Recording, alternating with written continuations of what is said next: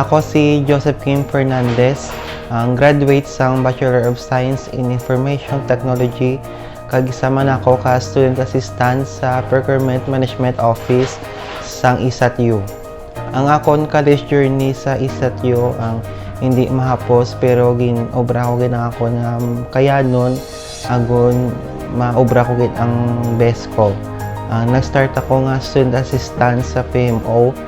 Ginpanindugan kag nikasugid ako nga di na ako mapangayo sa akong ginikanan kag ginpanindugan ko man nga makabuling man ako sa akong pamilya sa na ako nag-eskwela.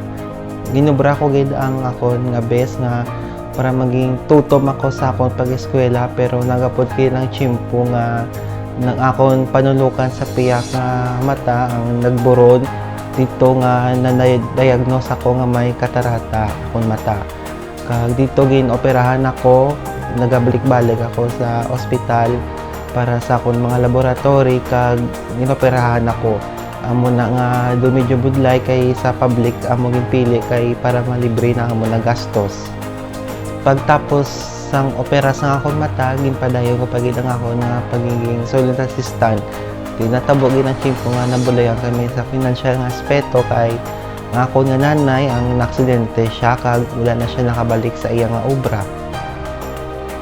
Ako sang liga nga isa ko nga student assistant pero doon naging mas mapisan pagkita ako nga student assistant kay kinanglan ginamon magdoble kayod kay nabuhinan ang isa ka provider para sa among pamilya.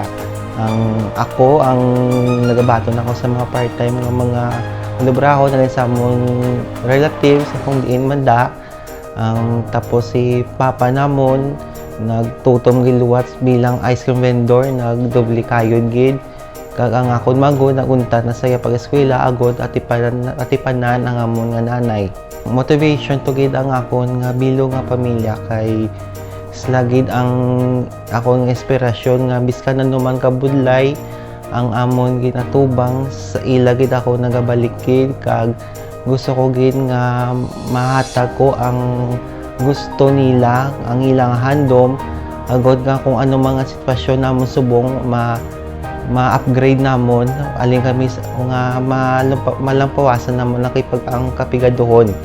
Para kay mama ka kay papa salamat gid sa inyong kabudlay kag kasakit nga biskan muni natabo sa aton ara gid kamo ang wala nyo gid kami gid pabayan nga magulutod.